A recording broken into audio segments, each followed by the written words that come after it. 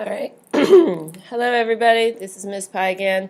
I am out of the classroom and having fun with Challenge Day. So I did this recording. Hopefully, your sub will pause it for you when you need her to. Her, him. I don't know if I have a male or female sub. Anyway, just if you need to pause the video, just ask the sub to. He or she can also rewind it or repeat it again if you need it.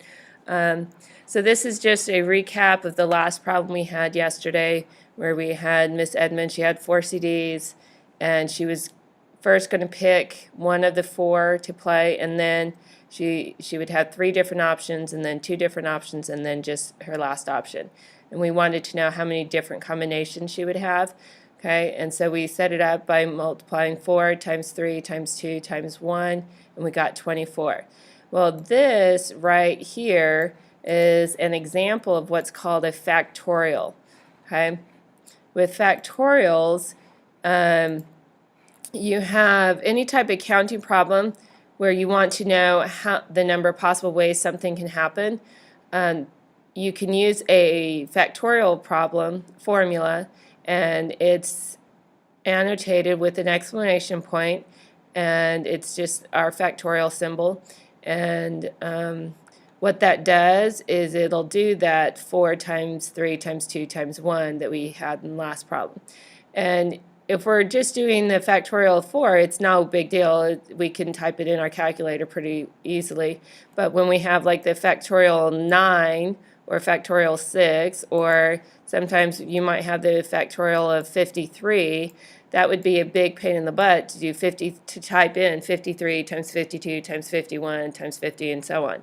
Okay, so we can use the exclamation point, and the calculator will do all this work for us. Okay. On the worksheet that you just have some examples, and just type these into your calculator. For problem number 1, it'll be 6 times 5 times 4 times 3 times 2 times 1, and you should get 720. Okay, go ahead and try some of those, and again, when you get much bigger numbers like the factorial of 9 divided by the factorial of 6 and factorial of 3, it makes it much easier if you can type in that explanation point in the calculator. So let me show you the steps to do that real quick, and then we'll come back to problem 6. All right, so in your calculator, if you're going to get the factorial, first you type in the number that you want to find. So for the problem 1 here, we wanted the factorial of 6. So we type in a 6, and then we want to get this exclamation point. To do that, you're going to go to the menu, go to probability, and then option number 1 is factorials, and it even shows you the exclamation point there. You would click on this and then push enter, and the calculator will tell you it's 720. So doing this way is a lot faster than doing 6 times 5 times 4 times 3 times 2 times 1. It gets to a lot of button pushing when you have to do all that. This is much faster. Again, go to menu, probability, and then option number 1, factorials. All right, so let's use our calculator to answer number 6. Now, one thing I want to caution you is that when you have a fraction set up like this, if you use the fraction button on your calculator, so if you're on your calculation screen, this button right here will pull up a whole bunch of options, and the first option will look like this. And all that is that if you click on that, it'll just pull up a fraction where you can use the arrow keys, move it up here, type in whatever you want up here, and then move it down and type in whatever you want down there. And then it will set up the fraction. If you don't do that, if you don't click on this button and you just do the division line here, for this problem, let's say we have 9 factorial divided by 6 factorial times 3 factorial. What you're telling the calculator is factorial of 9 divided by the factorial of 6, and then timesing it by 3. Okay?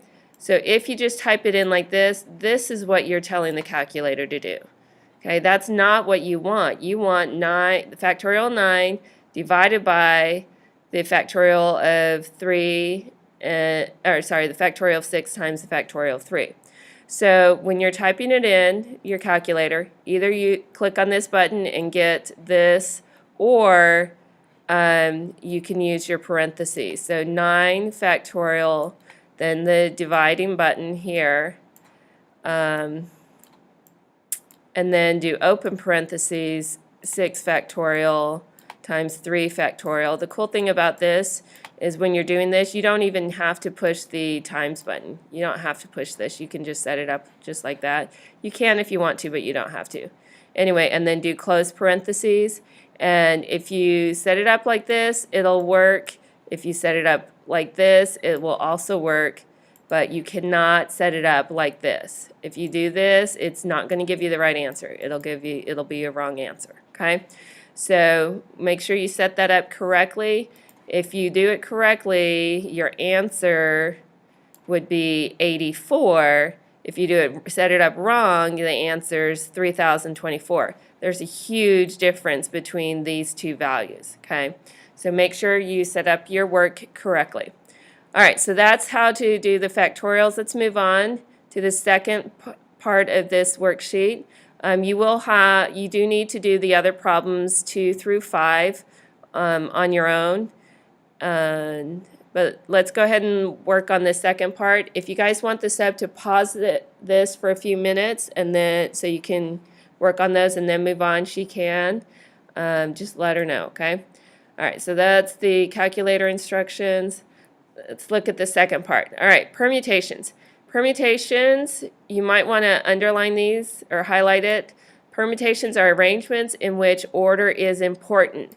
So remember yesterday our example when I said $91 is not equal to $19. Here your order is important. If I said, hey, I'm going to give you $91 or $19, which would you prefer to have? Me personally, I would prefer to have $91. It's a lot more. Okay, so this is when order is important. You have what's called a permutation, and things that have permutations are like ID numbers, where the ID number 481 is different from 418. Or passwords. You know, if you have a PIN number and you put it in backwards, or you change around the numbers, it's going to be recognized as 2 different passwords. Okay, so this can be a little bit confusing. Let me read through it and then I'll talk about the N and the R. So suppose from a set of N elements you want to create permutations of R of them. Okay, so what is N and what is R? It doesn't make a whole lot of sense. If elements can be repeated, then there are N raised to the R possible permutations. Okay, so let's look at some of these problems and hopefully you'll figure out what the elements are and the R stands for. So for number 7, how many 5-digit PIN numbers are possible if 0 is not allowed? All right, so the number of elements is how many digits are you creating? So we have 5 different, 1, 2, 3, 4, 5. There's 5 different elements that we need to come up with. Okay, so your N value in this case is going to equal 5. Okay, and then let's see, if 0 is not included, so we're looking at numbers between 1 and 9. So we have 9 different, hold on. Yeah, we have 9 different possibilities, right? Hold on, let me make sure. Sometimes even I get confused on this. Let me see. Okay. Yep, I had those backwards. Sorry. Your R is 5. And the number of elements, the options we have to choose from is 9. So N is 9, R is 5. Sorry for confusing you guys.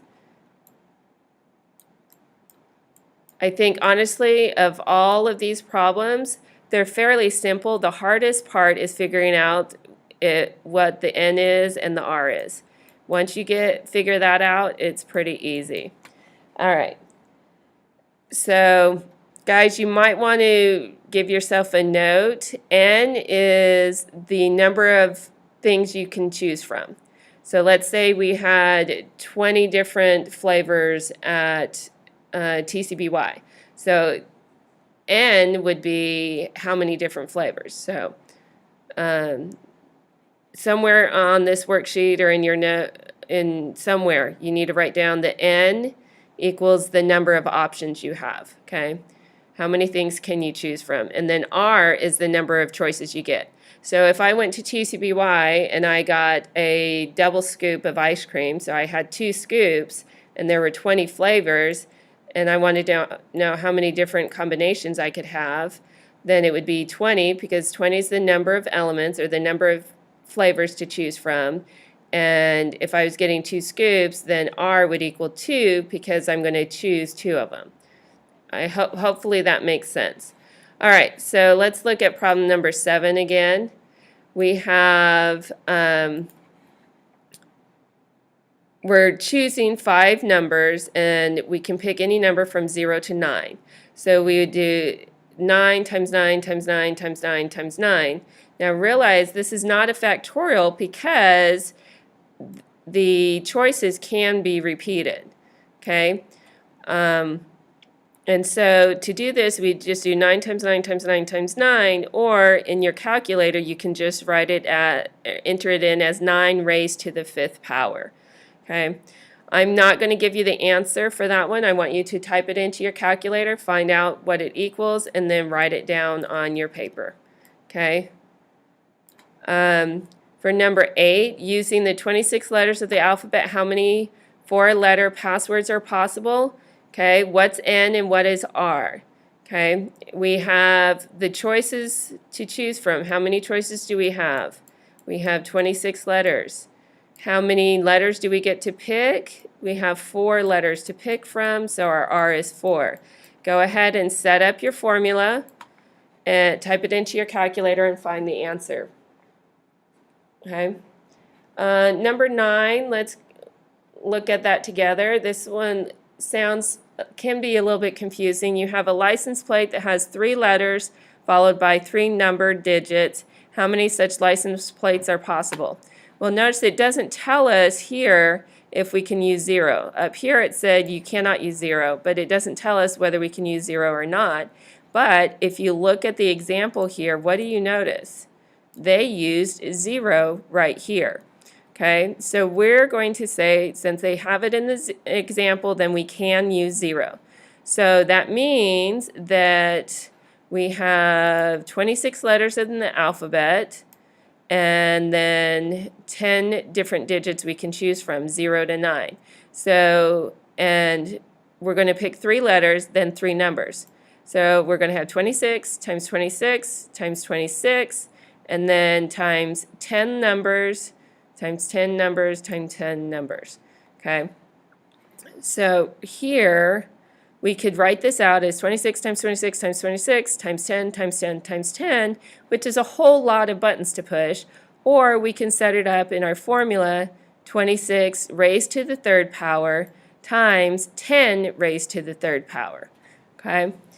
I'm not going to give you the answer. Go ahead and type those into your calculator and find the answer on your own. And then let's move to the next part on this worksheet. Let me look. Let's review. Okay, so permutations.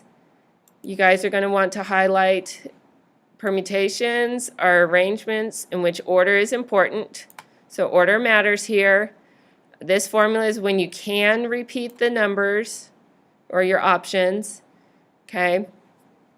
And somewhere on here, write down that N equals the number of options to choose from, and R equals the number of times you get to pick. Okay? All right, so let's look at this next situation. These ones are a little bit different. So up here, this is a formula to use if you can repeat your selection. But what if you cannot repeat your selection? Okay, this is the formula you're going to use. It changes quite a bit. This time we have our factorials here, And again, n is the number of choices, the number of options, 21 flavors, whatever the 26 letters in the alphabet, 10 digits to choose from, however many options I have to choose from, and R is the number of times I get to choose. All right, so the number of permutations without repeating is used so frequently that it has its own special notation that can be written in several ways. Okay, so here's all the different ways to write it. Honestly, you are not going to see it written this way a whole lot. So don't worry about memorizing this. This was a way that an annotation that was used like decades ago, and they've really gotten away from it because it looks so similar to other things. Most of the time, you're going to see it written this way. So N is your options, that goes first. P means it's a permutation, and R is the number of times you get to choose. Anytime you set it up like this, in your calculator, your calculator will do all this work for you. Okay, so there's a lot of steps here. There's a lot of areas where you can make a mistake. So if you're just typing this formula in all on your own, if you don't put parentheses there, it's going to be wrong.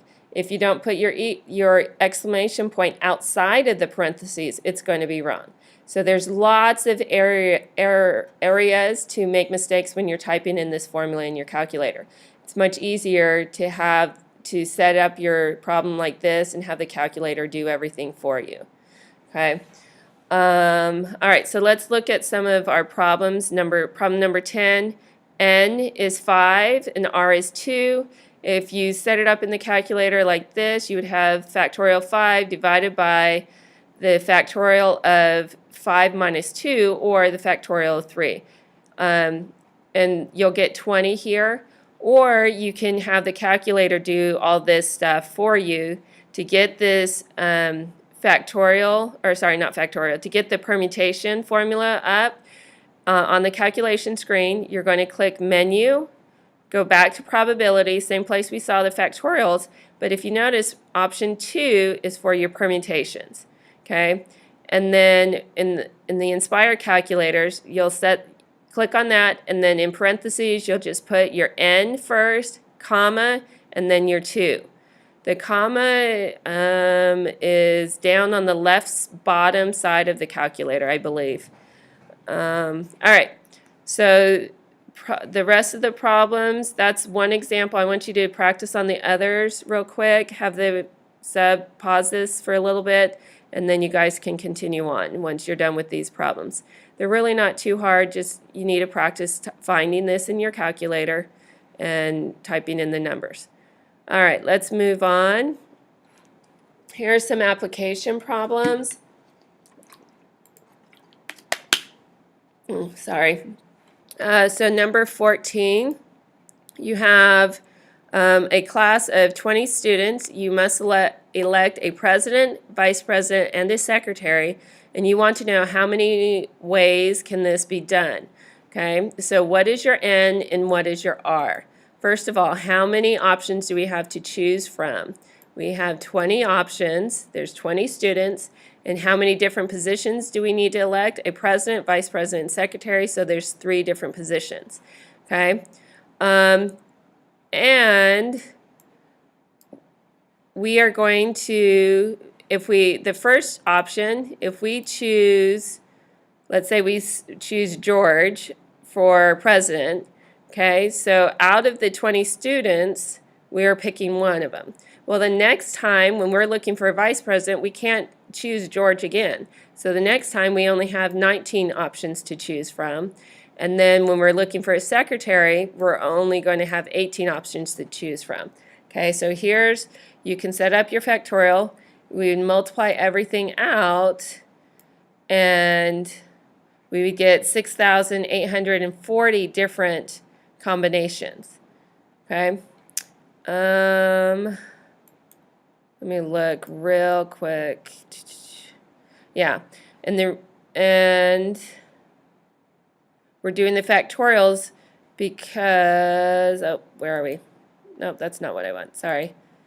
We're doing the factorials because the same person can't have the same job, so they cannot repeat. So once you pick one person, he's out of the running for the other positions.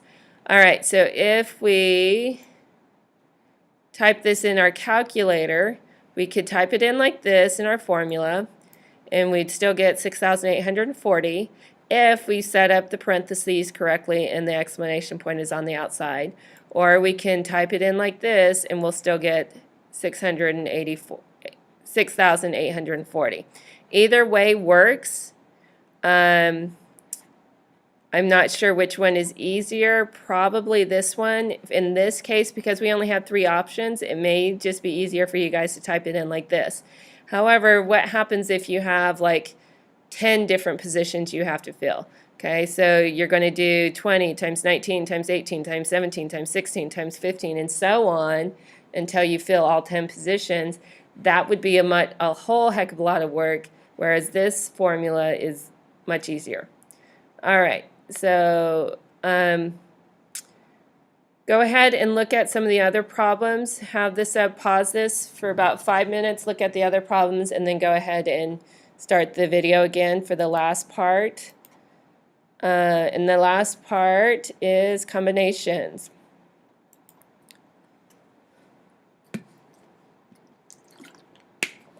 All right, how are combinations different from permutations? Let's look at this. Combinations are arrangements or groupings of elements from a set where order is not important. Okay?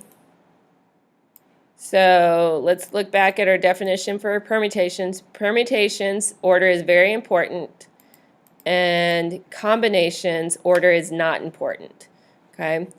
For example, our problems yesterday when we were picking cards, order didn't matter here, and members on a committee. Okay, so if we're asking for volunteers, I don't care who volunteers first, second, or third. I just need a whole bunch of volunteers. Okay, so this is when order is not important, and N is still going to be your elements, or how many options do you have to choose from, and then R is still how many times you get to pick, and you need to realize this, you cannot repeat. Okay, there's no repeats here. Make sure you understand that. All right, so now we have, again, we use this quite often in very similar formula for our permutations, but this time instead of a P here, you have a C for combinations, and your formula looks very similar. There's just a slight difference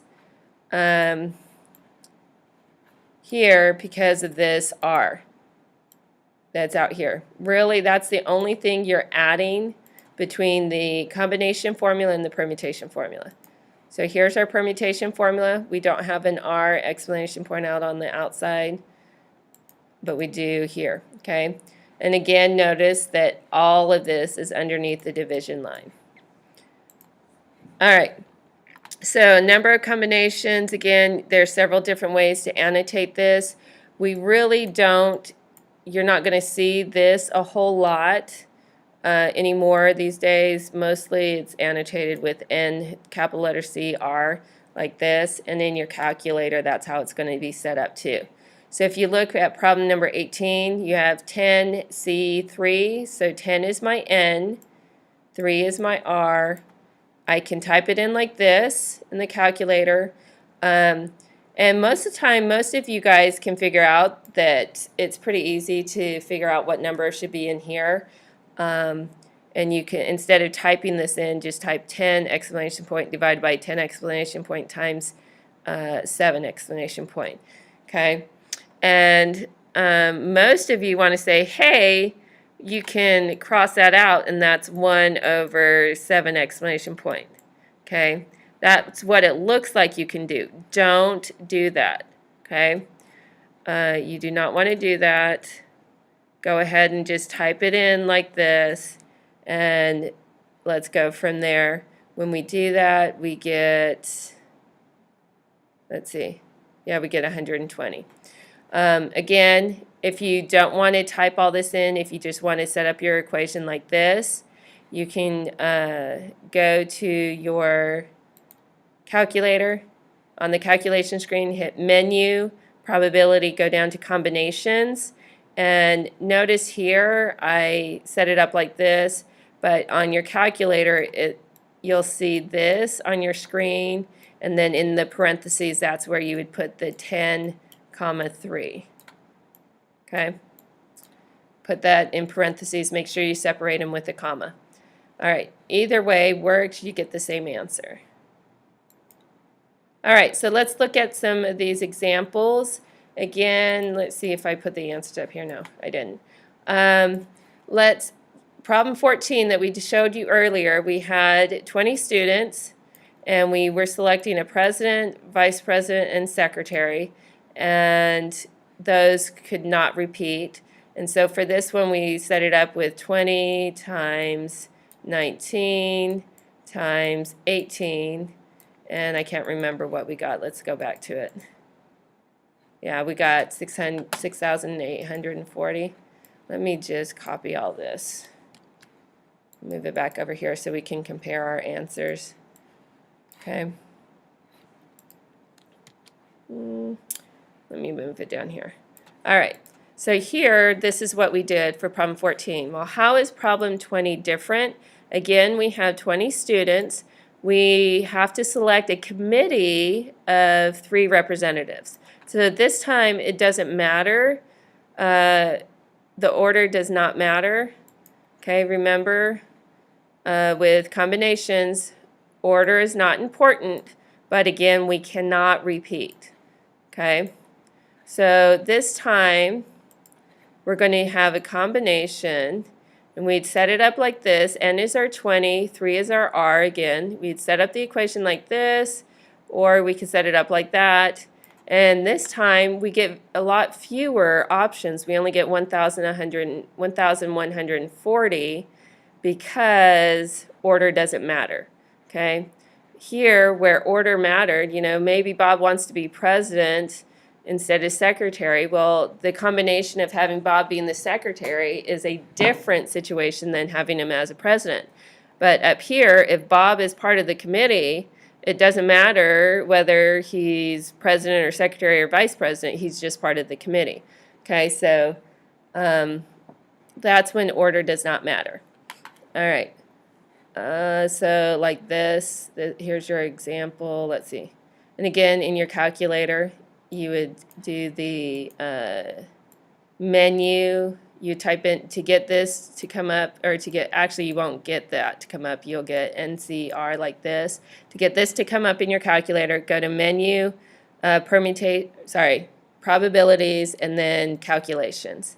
And then in the parentheses, you'd have the 20, 3. Okay, let's see. Yep. All right, so we're going to go ahead and stop there for the day. If you need the sub to rewind it so you can look at some of the examples again, or the definitions, or listen to the lecture again, you can. I do want you to have this worksheet done and turned in before the bell rings, so please do not goof off. You know where the box is to turn everything in. Get it in before the bell. All right, talk to you later. Bye.